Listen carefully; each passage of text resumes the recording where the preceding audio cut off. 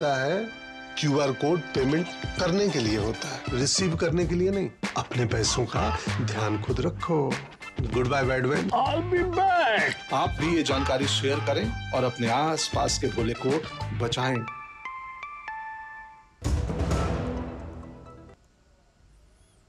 स्वागत है ब्रेक के बाद। आप देख रहे हैं इस वक्त। अब बारी है आज की खास चर्चा की, और आज की खास चर्चा कि विपक्ष के खेमे में क्या हो रहा है। कहीं ना हो रहा है, कहीं टूट का कगार है। इस बीच बहुप्रचारित राहुल गांधी की भारत जोड़ो न्याय यात्रा आज पश्चिम बंगाल पहुंच गई है।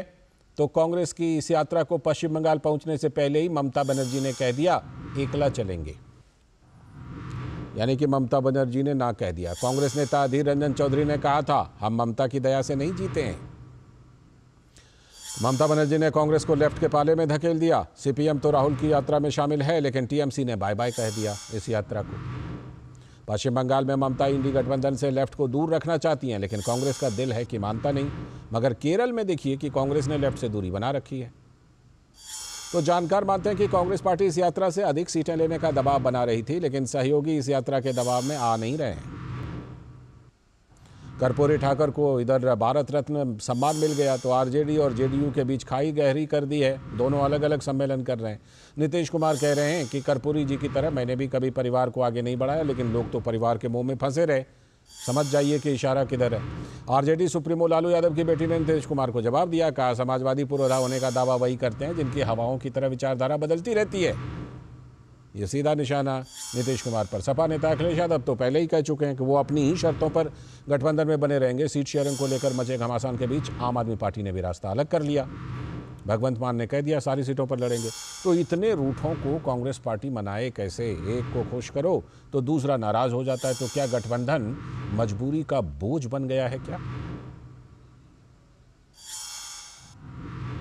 बहुप्रचारित राहुल गांधी की यात्रा पश्चिम बंगाल पहुंच गई, लेकिन ममता ने ना कह दिया है। तो नीतीश कुमार कह रहे हैं कि कर्पूरी जी की तरह मैंने भी कभी परिवार को आगे नहीं बढ़ाया, लेकिन लोग तो परिवार मोह में फंसे रहते हैं। कर्पूरी ठाकुर जी अपने किसी परिवार को कुछ करते थे। आजकल लोग परिवार का लोग कितना करते रहता है, नेता बनता है। जब वो चले गए तो हम ही लोग रामनाथ ठाकुर जी को आगे बढ़ाए। आजकल तो बहुत लोग अपने परिवार को बढ़ाते रहता है, लेकिन आप समझ लीजिए कि जननायक कर्पूरी ठाकुर जी कभी भी अपने परिवार को नहीं बढ़ाए।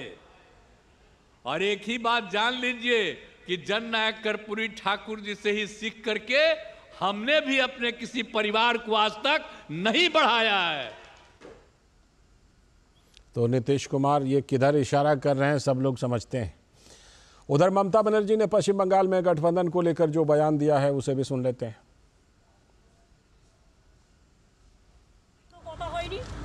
এবং আমি প্রস্তাব দিয়েছিলাম, ওরা প্রথম দিনই প্রত্যাখ্যান করেছে। তখন থেকে আমাদের দল সিদ্ধান্ত নিয়েছে আমরা বাংলায় একা চলব।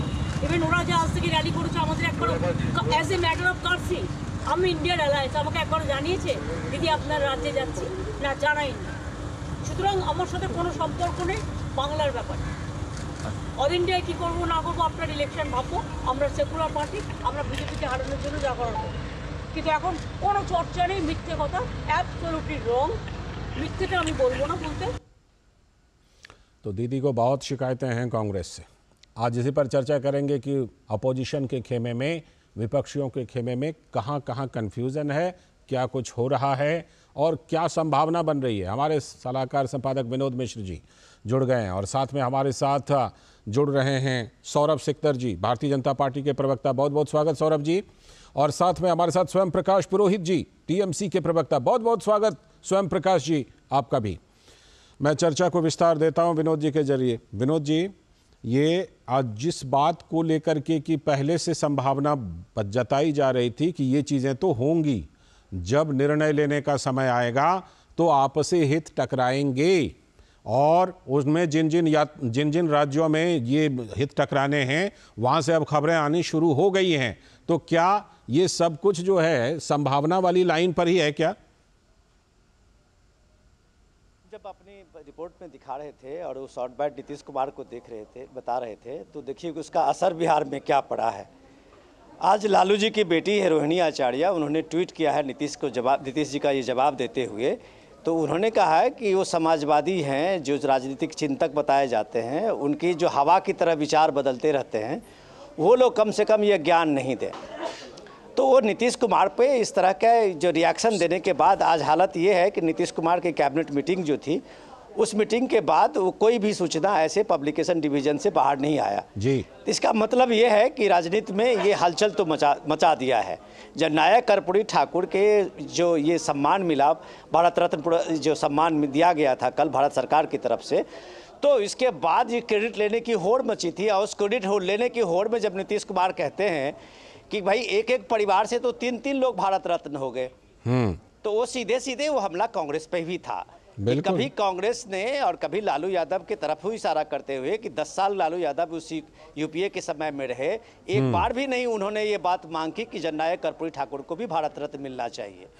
वो गरीबों और पिछड़ों का के एक मसीहा थे, जननायक थे, उनको भी ये क्रेडिट जाता है कि देश उन्हें जाने और देश उन्हें सम्मान दे जी। तो ये बात तब नहीं की। और आज जो कर्पूरी जी के जन्म जयंती पे जो शताब्दी जन्म जयंती मना रहे थे बिहार के लोग, तो वहाँ ये बात की क्रेडिट लेने की होड़ थी कि हमने मांग की थी, तो हमने मांग की थी। और ये मांग जो है, ये पुरस्कार लगता है, ये सम्मान जो लगता है कि इन सारे समाजवादियों पे भारी पड़ रहा है कि सब एक दूसरे की तरफ इशारे कर रहे हैं कि कर्पूरी जी का लेगेसी किनके साथ है। रही बात दूसरी, आप अब बंगाल की तरफ लौटिए, तो बंगाल में आज भारत जोड़ो न्याय यात्रा जो राहुल गांधी की है, वो यात्रा आज बंगाल पहुंची है। और यात्रा बंगाल पहुंची है तो सबसे स्वागत टीएमसी के वर्कर ने किया है, उनको प्रोटेस्ट करके राहुल गांधी को। भले ही उसको एक सिटीजन फोरम बताया गया है, लेकिन वो सारे लोग टीएमसी के लोग हैं जो राहुल गांधी की इस यात्रा को प्रोटेस्ट कर रहे हैं जी। तो अब राहुल गांधी ये भी तो नहीं कह सकते थे कि आसाम में उनका प्रोटेस्ट हुआ तो बंगाल में उनका स्वागत हो रहा है। बंगाल में भी वही टीएमसी है जो इंडिया गठबंधन के एक सिरमौर के रूप में ममता बनर्जी का है। तो अब सवाल क्या है, सीधे सवाल भारत जोड़ो न्याय यात्रा पर है कि क्या भारत जोड़ो न्याय यात्रा राहुल गांधी की जो शुरू हुई थी, उसका मकसद ही था कि सहयोगी दलों पर दबाव बनाना और ज्यादा से ज्यादा सीटें कांग्रेस के फेवर में लाना। ये बात इन सारे दलों को असहज लगी है, चाहे वो सपा हो, चाहे आप आरजेडी देखें, जेडीयू देखें, हर एक तरफ से कांग्रेस को एक तरह से ये बताने की कोशिश कर रही है कि आप जहां थे वही हैं। जी, मुझे लगता है कि स्वयं प्रकाश पुरोहित जी भी इसी चीज को सेकंड करेंगे। स्वयं प्रकाश जी, आप भी दबाव में नहीं आए कांग्रेस के दबाव में, और आपने भी यात्रा को जो ना कह दिया, बहुत सारी शिकायतें हैं कांग्रेस से आपको। देखिए, पश्चिम बंगाल के अंदर में जिस तरह से कांग्रेस पार्टी के जो प्रतिनिधि हैं अधीर रंजन चौधरी, जिस तरह से वो ममता बनर्जी पे आरोप प्रत्यारोप लगाते रहती हैं। देखिए, पिछले कुछ सालों से जब से वो नेता प्रतिपक्ष बने हैं, उन्होंने भारतीय जनता पार्टी जो शुभेंदु अधिकारी कहते हैं, उन्हीं की लय में लय मिला के वही बात अधीर रंजन चौधरी बोलते हैं। तो ये पश्चिम बंगाल में आप ममता बनर्जी का विरोध कर रहे हैं, तो ये कांग्रेस पार्टी को सोचना चाहिए, ये कांग्रेस पार्टी के जो शीर्ष नेतृत्व है उनको सोचना चाहिए कि एक तरफ तो जयराम रमेश बोलते हैं कि इंडिया गठबंधन के बारे में हम सोच भी नहीं सकते हैं बिना ममता बनर्जी के, और दूसरी तरफ वही कांग्रेस पार्टी अपने एक प्रवक्ता से, एक नेता से ये बात बुलवाती है कि जो उठपटांग बयानबाजी दिन रात सुबह उठते ही ममता बनर्जी के। स्वयं प्रकाश जी, ये अधीर रंजन वाली जो बात आप बता रहे हैं, ये तो बहुत दिनों से चल रहा था। हम लोग देखते हैं ये अधीर दादा तो बोलते ही रहते हैं, नहीं, लेकिन फिर भी आप लोगों ने गठबंधन की शुरुआत की, यहां तक आए, लेकिन अब कह रहे हैं ना, क्या इसकी क्या वजह है? देखिए, करीबन 6 महीने से ज्यादा हो गए गठबंधन की बात हुई, इंडिया गठबंधन ममता बनर्जी ने नाम दिया। आज भी हम गठबंधन के विरोध में नहीं है, मगर बात क्या हुई थी, जहां पे जो पार्टी मजबूत है वहां वो लड़ेगी। पश्चिम बंगाल में आप बताइए, आपको केंद्रीय राजधानी में बैठ करके टीवी डिबेट करवा रहे हैं, पश्चिम बंगाल में सबसे बड़ा चेहरा किसका है? पश्चिम बंगाल की जनता यहाँ पे ममता बनर्जी के नाम पर वोट करती है, ममता बनर्जी के कामों के नाम पर वोट करती है। अच्छा, ठीक है। अब एक बात जरा हमारे दर्शकों के लिए बता दीजिए कि अब मतलब टीएमसी की तरफ से तो एकदम फाइनली ना है ना कि भाई अब गठबंधन नहीं होगा बंगाल में? ठीक है, जब 42 पर लड़ेंगे तो जाहिर सी बात है गठबंधन कैसे होगा। ठीक है,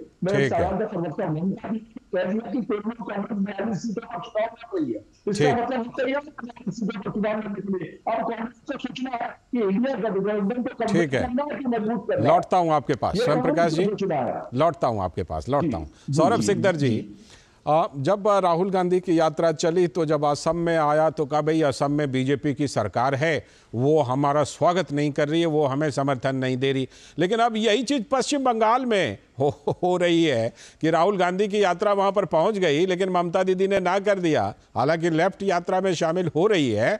पश्चिम बंगाल में ममता दीदी ने जो ना कर दिया, और जो अभी बात मैं कह रहा था स्वयं प्रकाश जी को कि अधीर रंजन चौधरी का बयान तो भाई सालों से आ रहा है, हम लोग सब सुन ही रहे हैं। नया क्या हुआ है जिसकी वजह से टीएमसी ने ना कह दिया? सौरभ सिकतर जी। देखिए, ममता बनर्जी एक ही चीज में माहिर है जो उनसे सीखना है, वो है मौका फरस गठबंधन। अब अगर पीछे जाके देखिएगा, पहले ममता बनर्जी का पहला गठबंधन बीजेपी के साथ हुआ था इंडिया 1 में। हाँ, वो तो हुआ था। बीच में छोड़ के चला गया। जैसे ही बंगाल का चुनाव आया, बंगाल का चुनाव हारा तो फिर से आ गया और दफ्तरहीन मंत्री बन के रह गया। उसके बाद जैसे यूपीए आया तो यूपीए का पूरा फायदा लिया। उसके बाद जब बंगाल में पहली बार सत्ता में आना था तो कांग्रेस को खूब यूज किया। उसके बाद जैसे उनका अपना मेजोरिटी हो गया तो कांग्रेस को लात मार दिया। और मैं ये चीज भी बोलना चाहता हूँ, क्योंकि देश भर में हुआ था कि 4 राज्यों में कांग्रेस बहुत अच्छा रिजल्ट करने वाला है, मध्य प्रदेश, राजस्थान, छत्तीसगढ़ वगैरह में। तो वहां पे जब उसका बट्टा बैठ गया तो ममता बनर्जी को ये लग गया कि भाई ये कांग्रेस तो अभी कोई काम का नहीं है, तो इसको छोड़। इसीलिए तो वो ना कह रही हैं। बिल्कुल इसीलिए ना कह रहे हैं। गठबंधन का जो राजनीति का पहला शर्त है वो है विश्वास, जो ना ममता बनर्जी किसी को दिला सकता है ना वो अर्जन कर सकता है। पश्चिम बंगाल में आप लोग तो अकेले जाएंगे ना सौरभ सिकतर जी? हम लोग तो बिल्कुल अकेले जाएंगे जी, और अकेले ही लड़ते लड़ते हमने 18 सीट लोकसभा में जीता, 77 सीट विधानसभा में जीता, पंचायत में पिछले सारे सालों से इतना संतरास के बाद भी इतना अच्छा रिजल्ट हुआ, और इस बार भी लोकसभा में देखिएगा 35 से ऊपर सीट हम ले आएंगे। तो अब ऐसा लग रहा है कि वहां 3 कोने की लड़ाई होगी, है ना? मैं आ रहा हूं, आप लोगों के पास आ रहा हूं। मोदी जी वर्सेस आधार की लड़ाई होगी, 3 कोने का हो 4 कोने का हो, मोदी जी वर्सेस आधार की लड़ाई होगी। और उसमें लौटता हूं आप लोगों के पास। विनोद जी, पश्चिम बंगाल का तो हमने दोनों अपने पैनलिस्ट से देख ही लिया कि वहां पर क्या स्थिति बन रही है, लेकिन अब बात सिर्फ पश्चिम बंगाल की नहीं है। आप देखिए, पंजाब देख लीजिए, बिहार का आप जिक्र कर ही रहे थे, फिर उत्तर प्रदेश का है ही, अखिलेश जी एकला चलो रे, वहाँ यहाँ भी एकला चलो रे वाली बात है। ये जो पूरी स्थिति उभरी है, इसमें कहीं ना कहीं जो विधानसभा चुनाव में 5 राज्यों में कांग्रेस का प्रदर्शन रहा, उसके बाद उन्होंने अपनी राहुल गांधी की यात्रा को शेड्यूल किया, इन सब चीज़ों ने मतलब दूर करने का काम किया क्या बहुत सारे दलों को? लाल जी, ये बात समझने की है कि ममता बनर्जी के ना कहने के पीछे, आप सिकदर साहब जो भी कह रहे हैं, लेकिन पीछे एक वजह भी है कि अब कांग्रेस के, जिसको आप हिपोक्रेसी कहते हैं राजनीति में, कि आप वहाँ पे लेफ्ट के आप अलायंस चाहते हैं जी, और लेफ्ट को आप चाहते हैं कि लेफ्ट टीएमसी और कांग्रेस वहाँ पे बीजेपी को हराए। लेकिन केरल आते आते वो लेफ्ट आपके साथ, आप लेफ्ट से लड़ना चाहते हैं। ये बात तो ममता बनर्जी तो ये बात जानती है कि कांग्रेस अपने मतलब की चीजें जहां ढूंढती हुई नजर आती है, तो ये बात तो उनको लेफ्ट को लेके, लेफ्ट के साथ में कांग्रेस कभी भी टीएमसी किस तरह से सहज हो पाएंगी, क्योंकि उनकी लड़ाई तो सीधे सीधे लेफ्ट से है। ममता बनर्जी 3 दशक तक लेफ्ट के साथ फाइट की है, उनके इस खूनी संघर्ष को ममता बनर्जी ने झेला है, ये बात भी हमने देखा है। अब वही आइडिया लेफ्ट का लेके ममता बनर्जी खूनी संघर्ष के राजनीति में अब बीजेपी को प्रताड़ित कर रही हैं। ये बात सिकदर साहब जब बेहतर बताएंगे आपको। तो वो जो संघर्ष राजनीति में, जो वायलेंस का उन्होंने जिस तरह से कब्जे का सीपीएम का दौर रहा था, लगभग वही दौर तो ममता बनर्जी भी लाई है। अब वो ममता बनर्जी क्या वो लेफ्ट के साथ हो जाएंगी? और ममता बनर्जी जानती है कि अगर वो लेफ्ट के साथ में आप यहाँ मिल रहे हैं तो केरल में क्यों नहीं मिल रहे हैं जी। तो ये सारे सवाल जो हैं ये हमेशा इस गठबंधन के सामने में रहा था। लेकिन इनके साथ में दिक्कत क्या था कि बंगाल में वो चाहते थे कि ये ट्रायंगुलर जो फाइट है वो ना हो। जब बीजेपी, कांग्रेस और टीएमसी लेफ्ट एक ऐसे लड़ेगी तो उसमें बीजेपी को फायदा होगा। ये सिर्फ बीजेपी को हराने के लिए गठबंधन बना था कि उनको लग रहा था कि अगर हम सारे लोग मिल जाएं तो वोट परसेंटेज जो माइनॉरिटी का वहाँ काफ़ी अच्छा पॉपुलेशन है और कई सीटों पर निर्णायक सीट बढ़त है उनकी, तो वो इस मामले में ये चाहते थे कि वो सिक्योर रहे, जो इनका वोट बैंक है सो कॉल्ड। तो ये गठबंधन जो सो कॉल्ड वोट बैंक के लिए था, इसीलिए राहुल गांधी की यात्रा जो इनमें खलबली मचा दी है कि वो उसी वोट बैंक को यात्रा में अपने रूट में बनाए हैं जहां जहां वो माइनॉरिटी पॉपुलेशन है, जहां जहां मुस्लिम आबादी है। ये बात टीएमसी को भी कर रही है, ये बात सपा को भी असहज कर रही है, ये बात आरजेडी को भी असहज कर रही है। इसलिए सारे पार्टी के लोग ये बात चाहते हैं कि कांग्रेस को कम से कम ये जो अपना एक दबंग दिखा रहे हैं राहुल गांधी, ये बात नहीं चलेगी। और लगभग सिर्फ ममता ही नहीं, नीतीश कुमार से लेके सब ने लगभग उनके इस भारत जोड़ो न्याय यात्रा को बायकॉट किया है। ठीक है, मैं ये वाला जो आपने फैक्टर गिनाया है ना, इस फैक्टर को लेके सीधे स्वयं प्रकाश जी के पास चलता हूं। स्वयं प्रकाश जी, क्या सच में ये वाली चिंता है क्या कि विशेष इलाकों से इस यात्रा को गुजारा जा रहा है? एक तो ये बताइएगा। दूसरी बात ये बताइएगा कि ये तो क्लियर है कि चुनाव से पहले अब आप मिलकर के नहीं लड़ेंगे, लेकिन अभी आप इंडी गठबंधन का हिस्सा हैं, चुनाव के बाद एक मंच पर बैठेंगे क्या, इसके बारे में भी बताइए। देखिए, आपने दो सवाल किए हैं, एक तो pre poll alliance, post poll alliance. तो पोस्ट पोल अलायंस के बारे में अभी जल्दबाजी होगी, कैसी सीटें आती है, कैसा समीकरण रहता है, उसके ऊपर सारी बात होगी। मगर प्री पोल अलायंस नहीं है पश्चिम बंगाल में। देखिए, आपको स्थिति समझनी है कि जैसा अभी आपके जो पत्रकार महोदय इन्होंने जो बताया कि ये एकदम सही बात है कि वामपंथियों के साथ बढ़ करके कांग्रेस के 50,000 70,000 के आसपास कार्यकर्ता हमारे मरे, और उसके बावजूद हम तृणमूल कांग्रेस की सरकार जब बनाए पश्चिम बंगाल में 2016 में, उसी वामपंथियों के साथ पश्चिम बंगाल में ममता बनर्जी हाथ के अगेंस्ट में हाथ मिला रही है कांग्रेस पार्टी।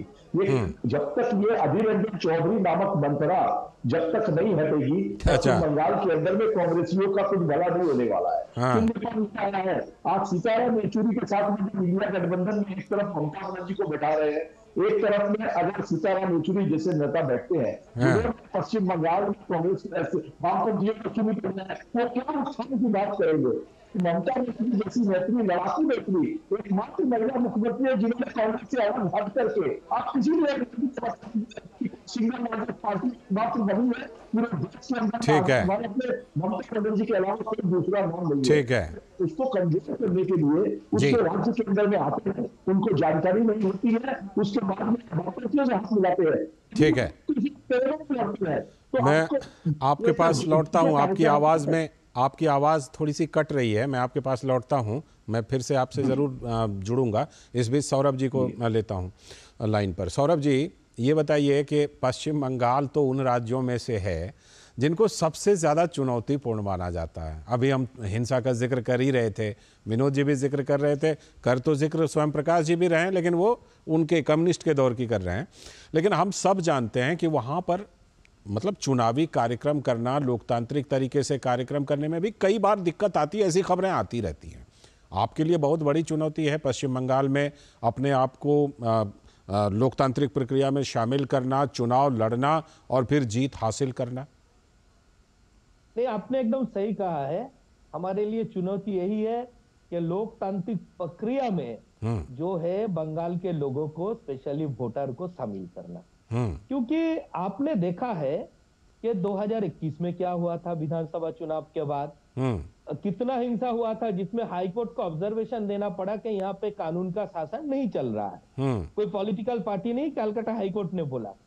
उसके बाद पंचायत चुनाव आया, और पंचायत चुनाव में हाईकोर्ट ने फिर से राय दिया कि सेंट्रल फोर्स की अगुवाई में ये चुनाव करवाना है। सेंट्रल फोर्स को बिठा के रखा गया, कितने जाने उसमें गया, आप लोगों ने भी दिखाया है।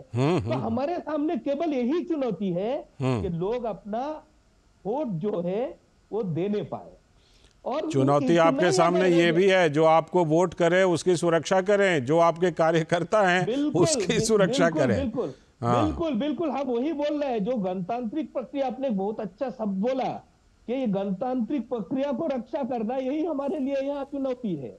बाकी लोग तो यहाँ टीएमसी के ऊपर, टीएमसी का सारे पोल खुल गया है। हर दिन एक नया, आप टीवी खोलिए, न्यूज़पेपर खोलिए, रोज एक ना एक नेता को पकड़ा जा रहा है, नोटों की पहाड़ निकाल रहा है, केंद्रीय एजेंसी के ऊपर हमला हो रहा है। सबसे ज्यादा गरीब लोग जो है, जो साधारण, वो इसमें वंचित हुआ है। ठीक है, तो वो ऐसे ही अपना मतदान खाली कर पाएगा बाकी काम जनता जनार्दन ठीक कर देगा। ठीक हमें है, कुछ नहीं करना। मुझे स्वयं प्रकाश जी की बात अधूरी रह गई थी। स्वयं प्रकाश जी, वो वाली बात अधूरी रह गई थी कि क्या विशेष खास इलाके से जो ये यात्रा जा रही है राहुल जी की, ये चिंता का कारण है टीएमसी के लिए भी? नहीं, ऐसा कुछ नहीं है। कहीं भी इलाके में आए, राहुल गांधी आए, पश्चिम बंगाल में रहे, कलकत्ता में रहे, उनका स्वागत है। हाँ। ऐसा कुछ नहीं है। देखिए, हाँ। बात फिर वही जा रही है कि वामपंथी नंबर 2 अधीर रंजन चौधरी, ये हाँ। दो महत्वपूर्ण बातें हैं कि अधीर रंजन चौधरी जिस तरह से बयानबाजी है, आपको क्या लगता है कि अधीर रंजन जो बोलते हैं वो नेता प्रतिपक्ष है? अब इतनी बड़ी पोस्ट, यानी आप अधीर दादा को ही सबसे बड़ा कांटा मानते हैं ना? अभी जो काफी है वो क्या है, मेरी बात सुनिए, सीधा सा आप कैलकुलेशन करिए कि 2019 में जब लोकसभा चुनाव हुआ था, ठीक है, आ रहा हूँ सौरभ जी, आ रहा हूँ। 43% वोट थे हमारे तृणमूल कांग्रेस के, और ठीक है दादा, ठीक। सौरभ जी, आप छोटी सी टिप्पणी करना चाहते थे? मैं बस इतना कहना चाह रहा था। मेरे बड़े भाई पुरोहित साहब जो बार बार अधीर जी के बारे में बोल रहा था, हाँ, तो मैं वो बोल रहे हैं बार बार। याद दिलाना चाहता हूँ हाँ। कि अधीर जी खुलेआम चुनौती दिया है कि ममता बनर्जी खुद वहां पे लड़े और उसको हरा के दिखाए। ठीक है, क्या ममता बनर्जी ये चैलेंज एक्सेप्ट करेंगे? इसके पहले एक बार एक्सेप्ट किया था, ठीक है। 1956 वोटों से हार गया ठीक, था। ठीक, ये ठीक, चैलेंज एक्सेप्ट कर सकता है क्या? ठीक है, ये पश्चिम। हाँ, विनोद जी, आप कुछ कहना चाह रहे हैं, कहिए। के जो प्रवक्ता कर रहे थे अधीर रंजन चौधरी का, मुझे लगता है कि जितनी बार उन्होंने बात की है, सबसे ज्यादा अधीर रंजन चौधरी का वही बात मैंने भी कही कि सबसे बड़े, सबसे ज्यादा स्वयं प्रकाश दादा उन्हीं का जिक्र कर रहे हैं। लेकिन मैं स्वयं प्रकाश जी को बस याद दिलाना चाहता हूं कि महुआ मोइत्रा के मामले में उन्होंने देखा था पार्लियामेंट में, अधीर रंजन चौधरी ममता बनर्जी से पहले आके उसका विरोध किया था। हाँ। और उस कमेटी के फैसले को लेके, हाँ, ये बात है, उसमें टीएमसी का उन्होंने साथ दिया था। अधीर रंजन चौधरी थे। तो अगर उस समय में अधीर रंजन चौधरी सही थे, तो आज अधीर रंजन चौधरी गलत कैसे हो गए? रही बात दूसरी बात मैं बता रहा था कि देखिए, ये गठबंधन का, इंडिया गठबंधन का जो सबसे बड़ा, आप समझ सकते हैं, तो बिहार से इसकी शुरुआत हुई थी पहली। और इस गठबंधन का जो भविष्य है, आजकल में पिछले एक हफ्ते में आप देखिएगा कि बिहार से ही इसके गठबंधन का भविष्य तय होगा, क्योंकि वहां पर वार प्रतिवार चल रहा है। अब सीधे जो नीतीश कुमार जो इस गठबंधन को बना के सामने आए थे, अब वो आरजेडी और जेडीयू दोनों आमने सामने हैं। हो सकता है कि नीतीश कुमार 1-2 दिन में कोई अपना एक फैसला ले, चाहे इधर का या उधर का। तो जब गठबंधन जहां बिहार से चला था, वहीं बिहार में ही राहुल गांधी की यात्रा आते आते मुझे लगता है कि उनको ये अच्छी खबर मिल जाएगी कि वो गठबंधन के जिनको आप उनको कन्वेनर बना रहे थे, वो कन्वेनर शायद गठबंधन से आज 25 जनवरी है और जीतन राम मांझी बोल रहे थे कि 25 तारीख के बाद बड़ा धमाका हो सकता है बिहार में। कई तरह की खबरें आ भी रही हैं वहां से, देखते हैं क्या होता है। फिलहाल बहुत बहुत शुक्रिया विनोद जी जुड़ने के लिए आपका, साथ में स्वयं प्रकाश पुरोहित जी जुड़ने के लिए, और सौरभ सिकदर जी आपका भी जुड़ने के लिए बहुत बहुत शुक्रिया। अभी वक्त है एक ब्रेक का, और ब्रेक के बाद जब लौटेंगे तब करेंगे आज की कुछ और बड़ी खबरों की चर्चा। कर्नाटक से एक बहुत बड़ी खबर है, उस पर खासतौर पर चर्चा करेंगे। पिताजी, हम कभी